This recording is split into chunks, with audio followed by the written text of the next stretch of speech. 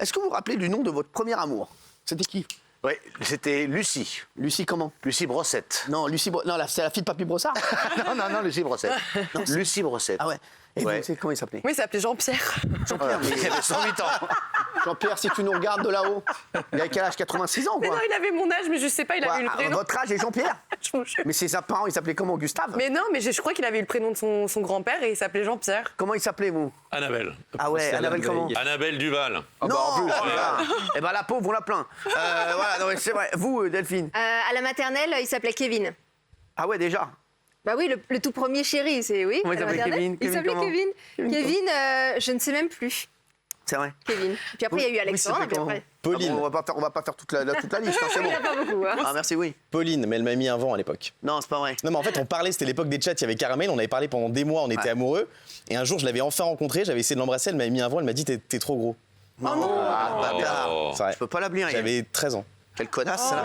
Ça. C'est qui? Comment elle s'appelle? Non, dites pas son nom. Parce que, Pauline, je sais même plus son nom. Pauline, vous savez quoi? Eh ben, elle est passée à côté d'un bien belle bel homme. personne. Franchement, avec une peau magnifique. Bel Franchement, épiderme. vous avez un épiderme vraiment à faire pâlir Oil of Folaz. Vous? Arthur. Arthur? Arthur. Arthur? Arthur, Un autre. Il y en a d'autres. Hein. il y en a plein des sympas, des Arthur. Absolument, il était très sympa. Patricia Choron. Et si elle m'écoute, j'aimerais bien qu'elle me recontacte. Je l'aime beaucoup. c'est Ça a vrai été la première de tout, magnifique, sauf qu'elle était immense. J'étais tout petit, mais j'ai eu beaucoup de bonheur avec elle. Patricia Choron. Choron. Et Eh si bien, elle vraiment est là ce soir. Non, mais si vraiment elle regarde, j'aimerais qu'elle me contacte sur Instagram, vraiment. Ah ouais, Parce qu'elle était très sympa. J'espère. Elle avait le même âge que vous? Non, elle était plus âgée que moi. Bon, j'espère peut-être qu'elle est qu'elle est encore. Vous, Et on moi, va le- il s'appelait Bambi, il avait des taches de rousseur, un appareil dentaire et un gros kiki. Non, c'est pas vrai. Oh, C'est un- bravo, le détail. Mais Il c'était, on parle pas du premier animal, on parle du premier.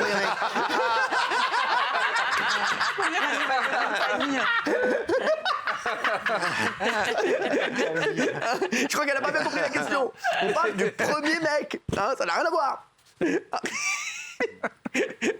Et on l'embrasse. Bambi. On regarde de là-haut, Bambi. CJ Bambi. Est-ce que vous êtes déjà entraîné, vous, à embrasser? Moi, je me rappelle, Ah oui. j'ai une meuf, elle s'entraînait avec un couteau. Avec un couteau Non. Mais un couteau à pain? Non, un couteau. Je saucisse. sais pas, moi, j'étais pas avec elle.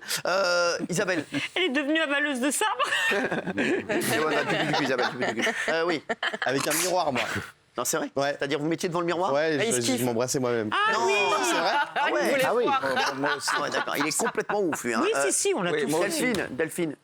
Et moi, il me semble que quand j'étais petite, j'avais une fois essayé comme ça avec le poing, quoi. Moi Non, aussi, c'est je pas faisais. vrai. Ouais. Ah Ah oui. ouais, avec le poing comme as. Ah oui. Ah oui, comme ça se fait une cavité, quoi. Ah, quelle racera. Ouais, bah oui. Ah ouais. Et vous, Il y a vous une faisiez quoi? technique en fait, c'est ça, c'est de faire comme ça Bah oui. et de mettre son doigt.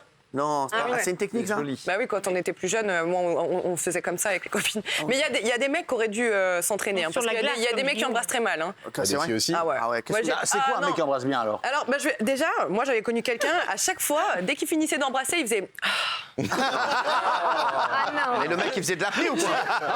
Sérieux, le mec, c'était un plongeur. C'était un Il plongeur. écoutait, mais il avait son haleine toute chaude et il sentait la salade César. C'était Non, horrible. c'est pas vrai. Il y avait comme une espèce d'odeur un peu de Mais vinaigre. vous êtes sorti avec du croc, quoi. Des carcasses. Il vous a décarcassé. Donc il y en a qui devraient prendre des cours. Moi, j'aime bien mettre la langue très profondément. Mais quel Mais comment c'est le pire? Mais mon non. Thiel, il a tous les défauts. Ça va être Pas plus tout de compliqué, suite. tu nous fais chier. Je me suis entraîné devant la glace quand j'étais jeune pendant des années.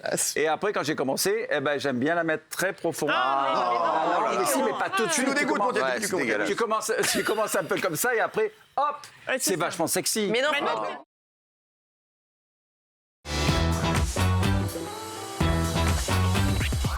Est-ce que on a bien fait, est-ce que le gouvernement a bien fait de suspendre le vaccin AstraZeneca? Oui, il l'a bien fait parce qu'il y a de l'inquiétude par D'accord. rapport à ces quelques cas de thrombose. Il y a 15 millions de personnes en Europe qui ont été vaccinées à l'AstraZeneca. 15 millions de personnes. Vous avez une cinquantaine de cas de thrombose qui sont arrivés à peu près au moment de la vaccination. Simplement, Donc en ça arrive France, très tous vite. les jours, vous avez près de 300 thromboses. Toutes les personnes qui nous regardent, qui se sont fait vacciner avec ce vaccin AstraZeneca, est-ce qu'ils doivent craindre des effets secondaires ou est-ce qu'au bout de quelques jours, vous avez vu que normalement, si on ne fait pas de thrombose dans les... Voilà, sorti d'affaires. On est sorti d'affaires. Surtout, je le redis, 15 millions de personnes entre le Royaume-Uni et l'Europe et 54 thromboses. Donc c'est extrêmement rare. Et la deuxième chose, c'est qu'aujourd'hui, on n'a pas établi de lien entre la vaccination et ces cas-là. On se dit, il y avait quand même énormément de doses d'AstraZeneca qui vont être pour l'instant stockées. Est-ce que déjà, on peut les stocker? Est-ce qu'on a voilà, Oui, les doses d'AstraZeneca, ça se stocke au réfrigérateur, Très bien. donc il n'y a pas de donc difficulté de ça stockage. va être stocké. Mais ça va ralentir toute la vaccination. Pas nécessairement, parce que si nous avons une décision de l'autorité de l'Agence du médicament européenne jeudi, on D'accord. pourra reprendre la vaccination. Vous êtes confiante sur cette décision? Oui, parce que l'Agence du médicament a fait aujourd'hui une conférence de presse en étant plutôt positive, en étant même très positive. J'ai entendu, le patron d'AstraZeneca, je cite, était sur la sellette. Qu'en pensez-vous?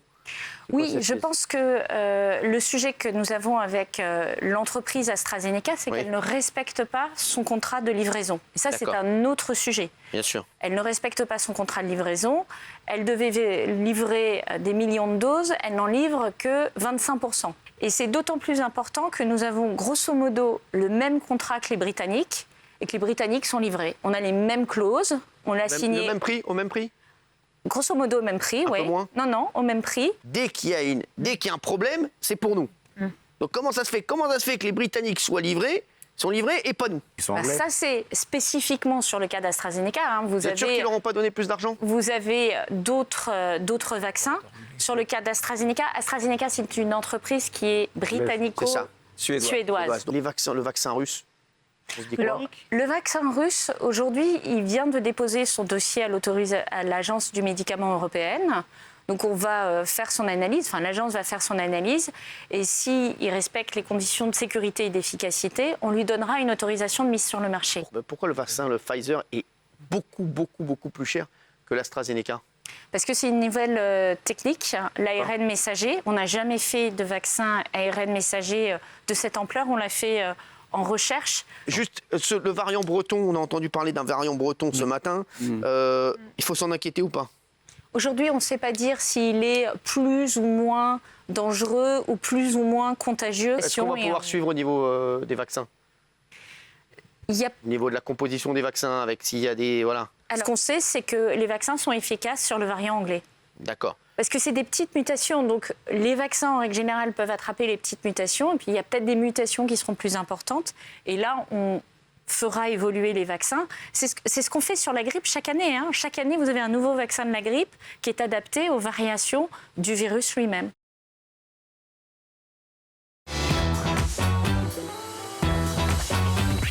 Le but premier, c'était d'avoir les réactions de M. Bourdin. Anne Niva était là, forcément, donc ils arrivent dans la voiture. Et l'idée, c'était de me faire passer pour un fan. Donc j'étais fan de M. Bourdin.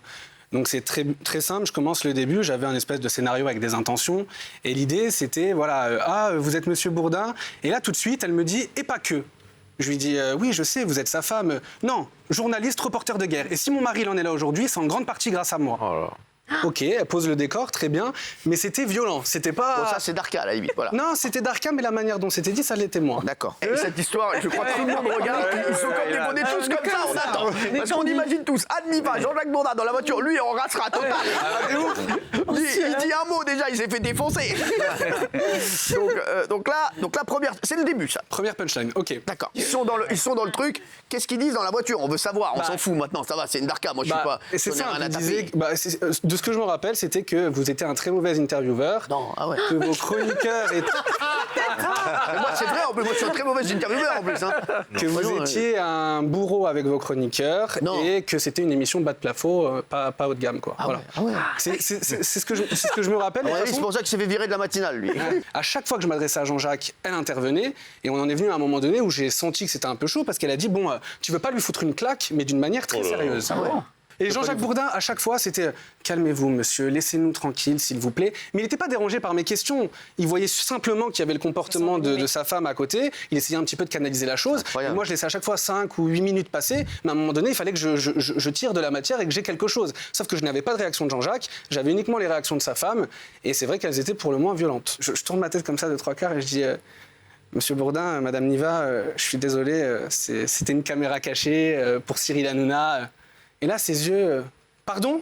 Et là, tout de suite, elle a ouvert la voiture, les équipes techniques qui sortent derrière, donc elle comprend ce qui vient de lui arriver. Ouais. Et je pense qu'elle était en même temps choquée par ses propos, choquée par ce qu'elle a donné en termes d'image. Ah oui. Et là, elle s'est jetée sur le capot de la voiture, elle a ouvert la portière. Vous ne partez pas d'ici, elles sont où les images ? Elle a essayé d'arracher des caméras et de trouver les caméras qu'elle n'a pas trouvées. Et elle m'a regardé dans les yeux comme ça, elle m'a dit, dans toute la rue, hein, vous êtes nullissime ! Nullissime ! Mais j'adore, c'est génial. Et du coup, elle a ouvert la portière de 3/4, elle s'est mise dedans, et elle a dit, je veux les images et le son, et je ne partirai pas d'ici tant que je les aurai pas. À côté de ça, on a Jean-Jacques Bourdin, on se dit, qu'est-ce qu'il fait ? Ouais, qu'est-ce qu'il fait ? Moi, je me suis dit, il va soutenir sa femme. Bah non, il la laisse en pleine rue. Je pense qu'il avait un peu l'habitude de ce type de comportement. Il avait l'archouma surtout. Il est le parti. pauvre Jean-Jacques, il s'est dit, c'est quoi cet archouma ? Il a juste dit, oh, ça se fait pas. Et il est parti. Et elle est restée au moins, elle nous a bloqué au moins pendant 40-45 minutes. Je voulais qu'on supprime l'intégralité des rushs. Et on lui disait, on va supprimer votre partie. Qu'est-ce qui me prouve que vous avez supprimé ? Où est l'image ? Où est le son ? J'avais envie de lui dire, on va pas vous ramener un objet. Vous n'allez pas la voir, l'image et le son. On avait une espèce de moniteur retour. Le réalisateur a procédé normalement à la suppression devant elle de l'intégralité des rushs.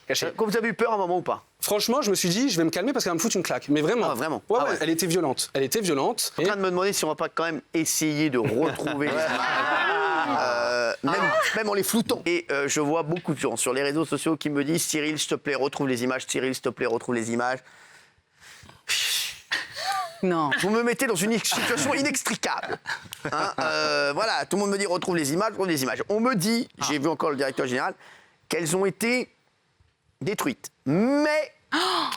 Mais, peut-être, j'ai vu le directeur général, il m'a dit peut-être qu'il y a une petite possibilité de les retrouver. J'espère.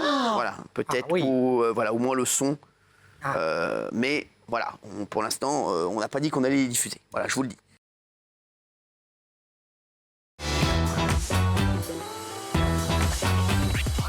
Fabien Azoulay, il arrive à Istanbul en 2017 pour y subir une opération chirurgicale. On va parler des implants capillaires, c'est ça ? Ouais, c'est plus simple qu'une opération, c'est juste des implants capillaires. Pendant son séjour, il va commander et se faire livrer du GBL.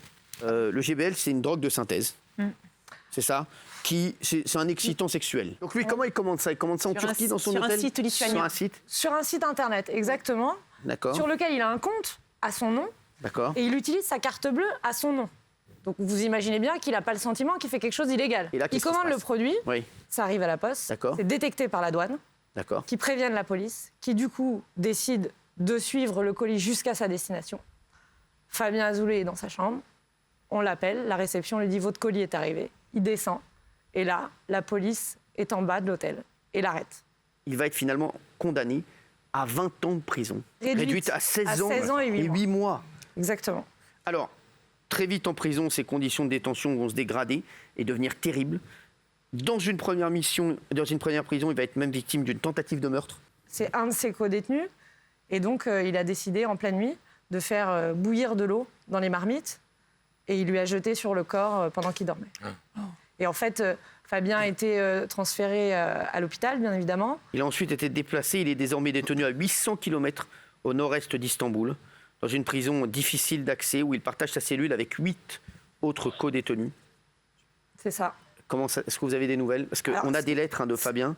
Depuis bientôt 4 ans, il vit en enfer. Parfois, il échange avec ses proches par courrier, notamment avec son meilleur ami, David. Alors, il dit « Quand je regarde mon acte de condamnation qui dit libération le 23 mai 2034, j'ai le cœur qui bat plein pot. Je ne tiendrai pas jusque-là, je le sais, je le sens. Je n'en aurai pas la force. Tu sais, ici, il n'y a pas de présomption d'innocence comme il y a en Europe ou aux États-Unis. C'est un système qui condamne quelles que soient les circonstances. Cette peine de 20 ans est tellement inconcevable. » Dans une de ses lettres aussi, Fabien explique à quel point il n'est pas fait pour ce monde d'horreur et de violence dans cette prison. J'aurais dû commencer cette lettre il y a une semaine, mais ma tête parfois s'éteint complètement face aux horreurs auxquelles je fais face quotidiennement. La dernière en date est un type qui s'est fait trancher la gorge par un groupe de 4 Syriens. Je dormais quand c'est arrivé, mais les cris des détenus m'ont réveillé. La vue du sang partout était effrayante, pire que dans un film d'horreur. J'ai appris par la suite que le détenu qui est décédé avait fait des avances à l'un des Syriens et qu'au nom d'Allah, il devait le payer de sa vie du fait de son homosexualité. Bien entendu, je suis depuis le début de retour dans le placard et personne ne sait que je suis feuge. Le gouvernement français ne peut rien faire ? Nous, on a voulu laisser le ministère des Affaires étrangères travailler sans pression. Et donc, ils nous ont demandé de ne pas médiatiser pour les laisser travailler. On a respecté ce souhait du ministère des Affaires étrangères. Sauf qu'aujourd'hui, on est arrivé à un constat simple, c'est que la demande de Fabien pour son transfèrement, elle a été faite en mai 2019, reçue en novembre 2019. Déjà, je trouve ça fou que ça mette autant de temps. Juste pour recevoir une demande de transfèrement. Alors, on me parle de valise diplomatique. Vous dites quoi aujourd'hui? Les autorités françaises vous disent quoi? Rien. Aucune réponse? C'est silence radio. La langue de bois. Alors, j'ai eu un appel aujourd'hui. D'accord. Vous imaginez, après ces 3-4 jours un peu où voilà, j'ai eu un appel de la protection des détenus à l'étranger. Mais ça n'avance pas. Et en fait, on a eu une réunion au Quai d'Orsay au mois de mars, où nous, on s'attendait à avoir énormément de réponses, puisque la réunion du mois de novembre, c'était suite à l'agression. On nous avait supplié de ne pas médiatiser, on nous avait promis que tout serait mis en œuvre, et là, on arrive le 12 mars, et on n'a aucune réponse. Alors, moi, je ne dis pas c'est la faute d'un tel plus que d'un autre. En vérité, j'en sais rien. Tout ce que je constate, c'est que rien n'a bougé. Alors que ce soit de la faute des Turcs ou des Français, ça m'est bien égal. Et je leur dis simplement, vous avez vos différends, mais aujourd'hui, il y a la vie d'un homme qui est en jeu. Espoir Bien sûr qu'on a un espoir. On a encore l'espoir. Bien sûr qu'on a un espoir. Vous savez, le nouvel ambassadeur Ali Onaner, il est arrivé, il nous a donné beaucoup d'espoir. Il a dit, je viens ici parce que je veux un apaisement dans les relations franco-turques. Moi, je l'ai entendu quand il a dit ça. Vous l'avez essayé de le joindre? On l'a contacté, on lui a remis une lettre. En main propre, je me suis déplacée personnellement à l'ambassade. Je n'ai pas eu de retour à ce jour. L'ambassade de Turquie en France. Ouais. Et pourtant, il dit clairement qu'il veut un apaisement dans les relations. Donc moi, je lui ai laissé cette possibilité de répondre. Vous avez dit qu'il y avait des possibilités que ça avance? Il n'a rien répondu. Moi, ce n'est pas lui personnellement que j'ai rencontré, mais je sais qu'il a eu cette lettre en main propre. Je le sais.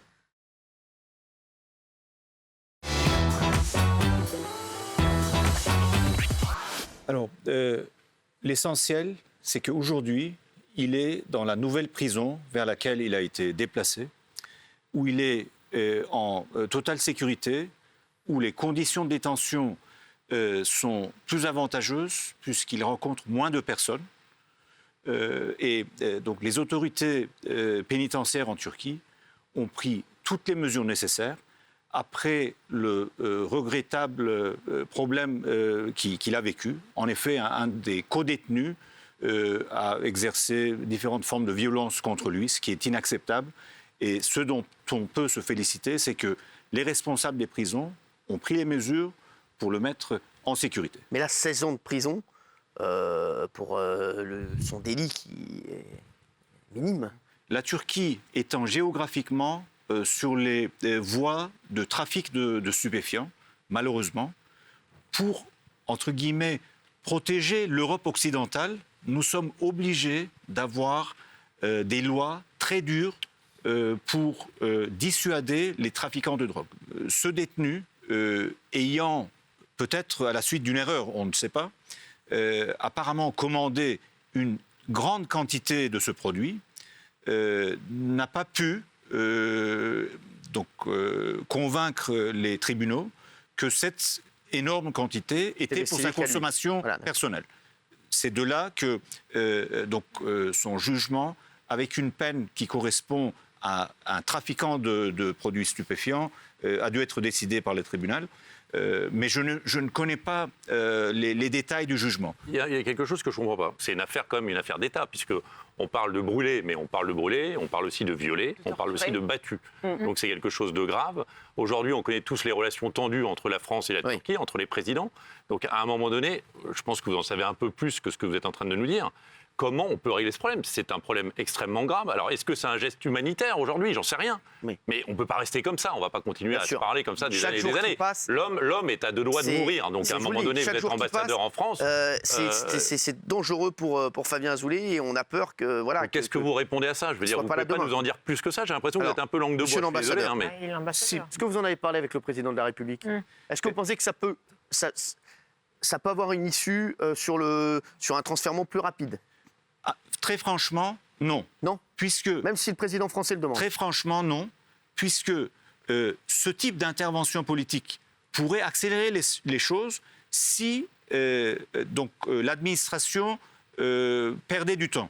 Si on essaye de pousser la chose jusqu'à demander une intervention politique, à mon sens, très sincèrement, ça ne peut être que contre-productif. Vous avez eu votre homologue en Turquie? Je ne lui ai pas parlé à ce sujet-là, mais par contre, une bonne nouvelle, donc concernant ce sujet particulier, le vice-ministre de la Justice turque va assez bientôt recevoir l'ambassadeur de France à Ankara. Et cette question pourra être discutée. Donc ils vont en parler soyez-en sûrs, les administrations sont informées de l'importance accordée à cette question-là. Et je suis convaincu qu'il n'y aura aucun retard qui serait évitable. Très bien, merci. En tout cas, monsieur Ali Onaner d'avoir été avec nous. Ali Onaner, ambassadeur de Turquie en France. Merci.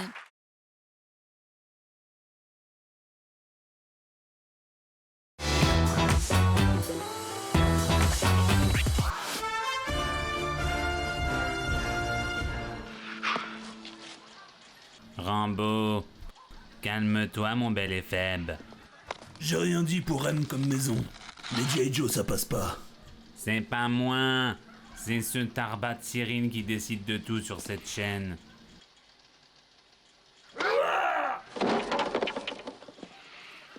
C'est 8. C'est à moi. J'ai fait pipi.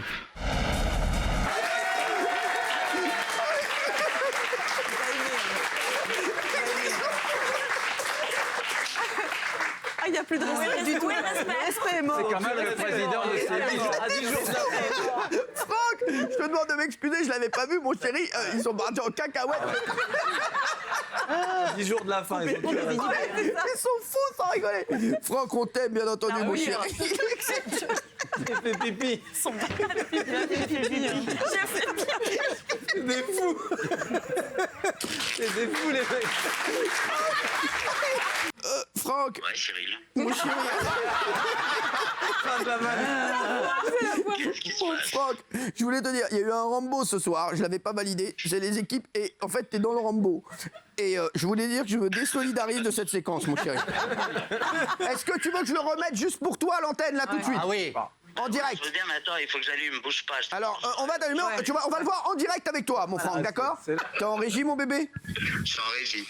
Allez, on va mettre une caméra sur la régie, les chéris. On va rediffuser ce Rambo avec notre président qui va le voir en direct, s'il vous plaît. S'il vous plaît, j'aimerais que tout le monde sorte de la régie, qu'on laisse Franck seul. Sortez tous et je veux un plan de la régie vide, s'il vous plaît. Merci, sortez tous. Je vois une main à côté, sortez.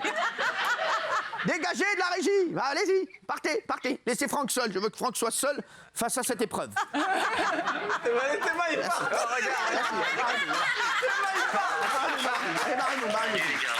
Voilà, laissez juste, voilà, s'il vous plaît, merci. Voilà, Nourdine, tu peux te barrer, c'est bon, merci. Merci, merci. Fermez la porte. Fermez la porte. Fermez la porte, bordel. Merci. Oh là là. Allez, merci. Dégagez, dégagez, c'est bon, merci. Très certainement, à la fin de cette diffusion, je changerai de numéro. C'est pas pratique, ça. Franck, avant de te montrer cette vidéo, je voulais te dire, Franck, je t'aime.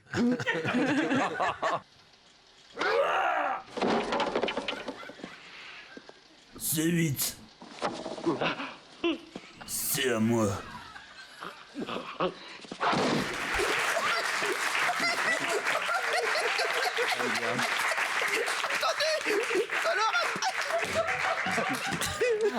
Oh non. Franck. Est-ce qu'il décroche déjà? Franck. Écoute, moi... en plus. Non, c'est vrai. Moi, ça ne me fait pas rire du tout. Franck, on t'aime, tu sais, mon chéri. Non, mais ça m'a fait rire.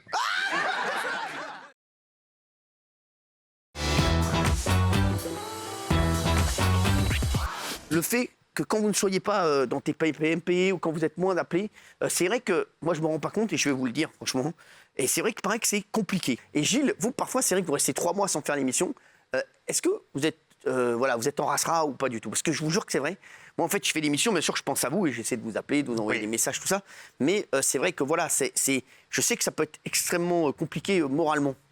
C'est pas du tout la même chose, c'est pas du tout la même vie quand on fait l'émission et quand on ne la fait pas. Ça, c'est vrai. On vit différemment et comme moi, je vis professionnellement pour vous presque à 100% ou presque intégralement, c'est vrai que quand on n'est pas là, On se demande quand on va être appelé, si on va être appelé, donc c'est incertain. C'est vrai que c'est incertain et c'est vrai que c'est pas facile à vivre. Je suis ému en le disant parce que, en fait, il y a tellement d'implications quand on est là, tellement on est à 100%. Moi, je suis à fond, vous le savez, du matin au soir. Et quand on n'est pas là, du coup, il y a un grand vide, mais un vide littéral. Le vide de ne pas bosser et le vide humain de ne pas voir les gens et de se dire mais à quoi ma journée va être utilisée. Mais en tout cas, c'est vrai qu'on a cette habitude maintenant quasi quotidienne d'être là le soir. Alors après, l'arrêt, c'est toujours pareil. Ce sont des questions personnelles. Personne n'est sûr de soi autour de cette table. On est tous humbles. Et la question, de temps en temps, c'est de dire est-ce que c'est une punition ou pourquoi? Est-ce que j'ai pas été bon? Est-ce que voilà, on se remet en question quotidiennement. Il y en a qu'on voit moins en ce moment, qu'on reviendra peut-être plus tard. Objectivement, c'est vrai que c'est une famille. Et c'est vrai que quand on n'est pas là, on se dit merde, j'ai dit un truc qui n'a pas plu, ou j'ai été chiante, ou les gens ne m'aiment plus, parce qu'il y a vous et les gens. On se dit que peut-être que les gens ne nous aiment plus. Qu'est-ce qu'il y a, Benjamin? Non, mais moi, je le vis très mal. Je vous le dis, l'année dernière, on s'est moins vu parce qu'il y avait eu le confinement. Il y avait un plateau avec 4 personnes. J'étais pas sur l'émission. Et moi, je l'ai vécu très, très mal. Et on se pose beaucoup de questions, c'est vrai. Tout à fait. C'est une vraie angoisse. Et on se dit, qu'est-ce qu'on a fait de mal? Qu'est-ce qu'on n'a pas bien fait? Non, mais je vous jure, c'est très dur. Vous n'avez rien fait de mal. C'est vraiment, voilà, c'est aussi... Voilà, c'est voilà, l'émission, parfois... Vous avez vu, l'émission, elle a plein de visages. C'est vrai, voilà, et plein de visages différents. Donc, quelquefois, on a besoin de visages de tel profil, d'autres profils. Donc, forcément, quand on n'est pas appelé autour de la table... Ça ne veut pas dire que je vous aime pas. Hein. Non, mais bien sûr que non. Mais sauf qu'on le prend parfois, on se remet en question. On se dit qu'est-ce qu'on n'a pas bien fait? Est-ce qu'on n'a pas fait une bonne émission? Ou peut-être qu'on n'a pas parlé, au bon moment. Voilà, donc on doute et ça nous remet aussi un petit coup de pression. Je considère toujours que c'est fini demain. C'est-à-dire que je sais qu'on a de la chance d'être là, on a de la chance d'être payé pour donner notre avis sur un plateau. Moi, je me considère souvent pas légitime. Et j'ai l'impression d'être un imposteur, donc je me dis que je prends ce qu'il y a à prendre. Et moi, j'ai toujours fait en sorte d'avoir 3 boulots, 4 boulots en même temps, par peur d'avoir rien, en fait. Émotionnellement, c'est vraiment pas facile. Parce qu'on se demande effectivement pourquoi ça n'a pas aussi bien fonctionné. Et je suis contente, je suis revenue en invité, ça a bien marché. Mais comme Guillaume aussi, je me dis, ça peut s'arrêter demain, il vaut mieux le prendre comme ça, en fait. Il y en a plein qui me manquent, je vous dis la vérité. Jean-Michel Maire, il me manque. Je vous jure que c'est vrai. Voilà, Raymond me manque. Raymond, d'ailleurs, voilà, il va revenir vite, je l'ai appelé, là, voilà. Et c'est vrai qu'ils sont excellents, les deux. Voilà, voilà donc, voilà, je le dis. Et c'est pas des sanctions, voilà, on essaie de faire tourner.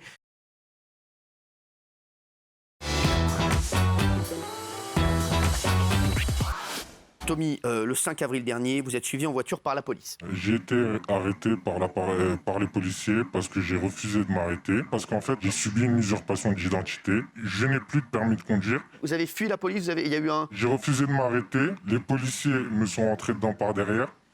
À ce moment-là, moi, j'ai gardé mon calme. Je me suis laissé faire. Et de là, directement, ça commence. Sale arabe, t'as rien à faire en France, rentre chez toi. Alors qu'ils avaient ma carte d'identité française. D'accord. Et à ce moment-là, j'ai un policier qui est monté dans le coffre pour m'étrangler. Il me disait, tu vas mourir, t'es mort. Et le policier qui était sur ma gauche, il a directement commencé à m'asséner plusieurs coups de poing au niveau de l'abdomen. Et ça s'est répété à 4 ou 5 reprises. Et moi, à ce moment-là, je me dis, mais c'est fini pour moi, je vais mourir. J'ai suivi l'affaire George Floyd. Et je me dis, en fait, là, je vais mourir d'asphyxie aujourd'hui. C'est au moment de la fouille que les choses vont aller encore plus loin. Vous enlevez vos vêtements quand vous arrivez au commissariat? J'enlève mon pantalon, mes chaussures. Les policiers me demandent que j'enlève mon caleçon. Je baisse mon caleçon. Et à ce moment-là, j'ai un des 2 policiers qui me dit, tourne-toi, accroupis-toi et tousse. Et à ce moment-là, j'ai un policier qui se jette sur moi, qui m'étrangle violemment. Et à ce moment-là, j'ai le 2e policier qui se met au niveau de mes jambes et qui me donne des coups de poing qui étaient vraiment violents. J'avais le souffle coupé, j'étais en caleçon, je recevais des coups de poing, j'étais étranglé. Et à ce moment-là, j'ai le policier qui tire mon caleçon. Et quand il a tiré mon caleçon,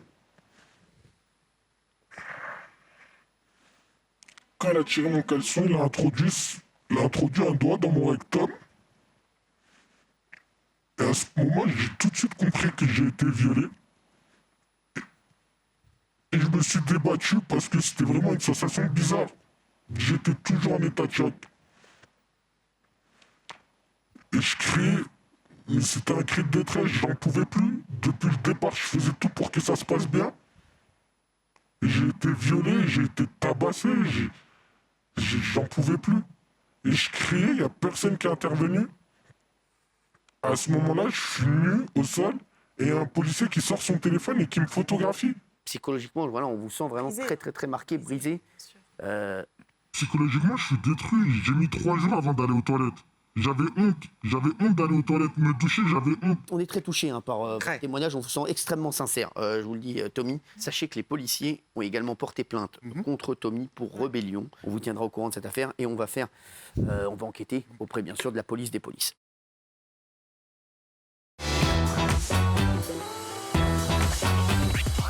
Je crois que c'est intéressant parce qu'il est dans une phase extrêmement... Pourquoi il a donné interview au Point? Pourquoi il va à TF1 et ailleurs? Parce que le 10 mai, il y a le nouveau procès. Et le procès où il perd tout, il gagne tout. Et il est à un stade à quoi? Perd tout, gagne tout, c'est vrai, c'est un cancer généralisé depuis 4 ans. Il sait qu'il... Enfin, j'espère qu'il va en avoir pour... Vous croyez vraiment qu'il est dans ces considérations actuellement, André? Je vais vous dire pourquoi non. Parce qu'il veut protéger sa famille. C'est pas pour lui. C'est pour sa famille. Il se bat aujourd'hui pour sa famille. Il est obligé de se battre. Et comment il se bat? Comme il s'est toujours battu aussi par les médias. Alors, Gilles Verdez, vous, ça vous choque? Vous n'êtes pas d'accord avec Énormément. C'est n'importe quoi ce que vous dites, André Berkoff. C'est-à-dire que pour faire de l'audience, TF1 a quasiment obligé Bernard Tapie, qui vient de subir une agression, qui est dans un état de santé extrêmement difficile. Ils l'ont obligé alors qu'il voulait reporter à venir et parce qu'il est gentil, parce qu'il veut effectivement parler... Alors vous le connaissez très bien, Gilles. Bien sûr, il veut parler de cette maladie pour dire il faut la combattre, il faut du courage. Il voulait reporter, on l'oblige à venir.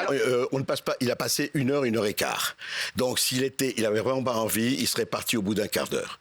Deuxièmement, Gilles Verdez, il faut arrêter quand même de dire n'importe quoi. Franchement, chaque fois que je viens ici, j'ai affaire à un con comme vous. Et je vais vous dire une chose. Chaque fois, j'ai un con comme vous. Et je vais vous dire une chose. Je vais le répéter. C'est pas ce n'est pas très raffiné. Mais je vous rappelle Pierre Desproges. Il dit parler à un con ou essayer de le convaincre, c'est comme se masturber avec une râpe à fromage. Beaucoup de souffrance pour peu de résultats. Franchement. On sait qu'il avait envie aussi de montrer qu'il se bat encore. C'est ça. Voilà. Et quand il fait le JT de TF1. Quand il fait le 20h de TF1, il dit « Je veux montrer que je suis encore un combattant, même contre ce combat le plus dur que j'ai dans ma vie. » Et il a dit, vous savez, qu'est-ce que c'est bien la vie? C'est un résilient, c'est un résistant au sens... C'est-à-dire que c'est un type qui s'est toujours battu. Toute sa vie, le fils de chauvagiste de la Courneuve, etc. Il s'est toujours battu, ce type. Battu en politique ailleurs, et il a été battu aussi combien de fois. C'est un type qui dit, regardez, moi j'ai le cancer depuis 4 ans, et c'est vrai, et je vais vous dire une chose. Je ne citerai pas les journaux, parce que comme on sait que je le connais depuis longtemps, qui m'ont demandé des nécros. Des nécrologies, en disant, Tapie, il en a pour 1 semaine, vas-y.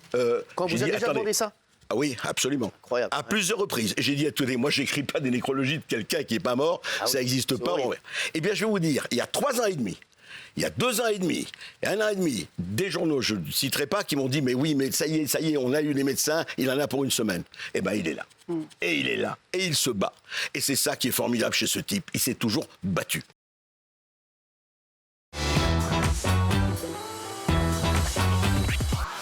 Alors, expliquez-nous, ça va être quoi les quartiers sans rôle?